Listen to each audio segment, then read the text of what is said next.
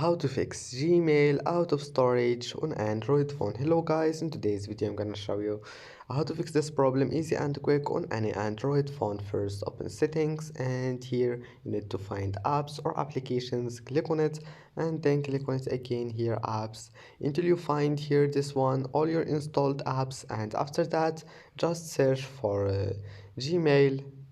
Here is it.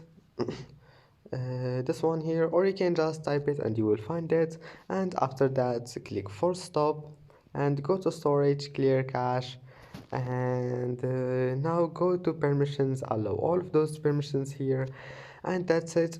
Now just go back and try again, and if that doesn't fix your problem, just select all the Gmail emails here that you don't need, and you can delete it, and that's it.